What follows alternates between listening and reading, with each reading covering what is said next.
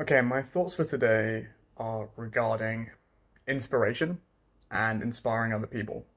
So it's quite a long story, this one, but I'll start off with my favorite film of all time is Coach Carter. And if you've never seen it and you want to get motivated to do something, go and watch it. It's a film about basketball. Channing Tatum's in it, so if you're a fan of how attractive he is, go for it. And one of my favorite quotes in that film, and it's one of the biggest premises in the entire film, is one of the main characters, Cruz, is constantly asked, "What's your deepest fear?" And throughout the whole film, he doesn't get it until the pivotal switch in the story, where he comes up with this quote, which is not original from the film, but it's beautiful and it's one that I've loved. And it's our deepest fear is not that we are inadequate; it's that we are powerful beyond measure. It's our light, not our darkness, that most frightens us. Your playing small doesn't serve the world. By letting your own light shine, you subconsciously give other people permission to do the same. And I didn't quite get it until I completed an Ironman back in 2023.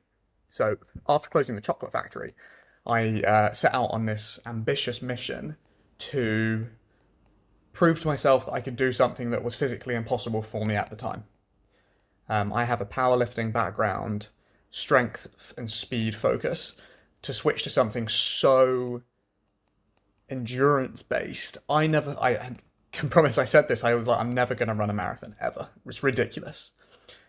And then when the thought came around to me, I think Nick Bear was the first person who introduced it, and I saw what an Ironman was, and then I was like, well, if I want to challenge myself to do a thing I was never going to do, why not stick it on the end of a 4 kilometer swim, 180 kilometer bike, and then a marathon? Because I knew that I physically couldn't do it, and I wanted that challenge. And this is what I got to show for it.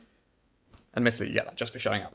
But I did complete it, and I learned an awful lot throughout this process. It took me 6 months of training, 11 sessions a week. I did 198 sessions in total, and it's a lonely journey. I had company for 6 of those sessions. I think I swam 300 kilometers. I cycled like 3,000, and I ran like 600 or something during my training. Like a fair amount of work went into it. And throughout the months of doing this, I noticed so many other people finding challenges in their own life and having the audacity to say, well, okay, why not? And a specific part of this story is Millie, my partner. She couldn't run more than 100 meters without going a complete dark red. So dark red, she looked like a beetroot. So I call her my little beast root. And she has some form of lung or heart problem, and she just couldn't run. And after watching me do the training, watching 3,000 other people, normal people, just do an incredible feat that is genuinely impossible and would kill most people to even attempt it, she was there like, well, if they can, why can't I? And so she went from never having run and I think her first attempt, she did 5K and it took her 47 minutes, which is not far off of a walk. And then 5 weeks later, this was the day before the Ironman, we did the night run, 5K, and she got that in sub 30. Incredible improvement in 5 weeks. And I think up to that date, the longest she'd ever run was 8 kilometers, which again, rapid progress in 8 weeks. And then, sorry, that was in 5 weeks. And 3 weeks after that, on her 8th week, she went out for a run. I went to the movies. I think it was to watch The Flash when that came out with Ezra Miller. And I can remember coming home from the movie, seeing my mum saying, "Hey, where's Millie?" And she was like, "Oh, she's out for a run still." I was like, no, she's not. She can't be." And lo and behold, she was. And she just busted out a half marathon out of nowhere. And I think it took her 2.5 or 2 hours 40 or something. But she just realized, like, if all of these other people can do it and survive, like, so can I. And it wasn't just her. I had a friend of mine, Kit, took on the Goggins challenge of 24 miles in 24 hours or something. Um, and then another friend who hated running but came and supported me on a few of mine signed up for a marathon with his partner. That was my best friend, actually. And my brother-in-law getting back on his bike and even considering a half Ironman. And just I really get it. If you are shamelessly focused and dedicated to a sole goal that you're working towards, and other people see that and see you going for it, you, by letting your own light shine, you give other people permission to do the same. And I think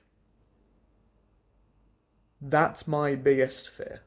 I think it really does align with that quote, in that my fear is not creating a big enough mark with business and my achievements in life for the reason that it gives other people permission to try. And that's what I want my legacy to be, is to let other people know that you don't have to have the circumstances that were dealt to you. And for this reason, so far throughout my entire journey, I haven't used anyone else's money, no one else's help, and it's so stubborn and stupid and illogical. If the end goal is to make money, like, getting investment will speed it up, especially with the skills that we have developed. But I'm trying to do this in a way that there are no excuses and anyone can, so that when I get there and people go, oh, yeah, it's so easy for you, that I know in reality it's not. It's the same difficulty for everybody. But I think my response to it will just have to be, yeah, this is nice. Because people want a justification as to why they can't. And so talking to people and explaining to them isn't enough to inspire. You have to show people it's possible. And so that's my take on inspiring other people, is lead by example, show them that it's possible, be curious, be energetic, be enthusiastic, and your dedication and creativity and proving that it's possible will inspire others to follow suit. Wolf of Wall Street has a great one where the second main character meets the main character in a diner, and he's like, "How much do you earn? Like, if you can show me that check right now, I'll quit my job immediately and just come and work with you." And then they did, and the rest of the film is as is. So yeah, there are my thoughts for you today, and a little backstory into one of the many adventures that has occurred in my life so far. Thanks, that was a fun one to share and a nice one for me to look back on. If you want to see a post on this on my Instagram, Christian Morris UK, it's the same as this. There's a more in-depth one. I think the image it's close to around the Ironman time. There's only like 3 posts there, so it's easy to find. All right, guys, have a lovely day. Thanks so much. Peace.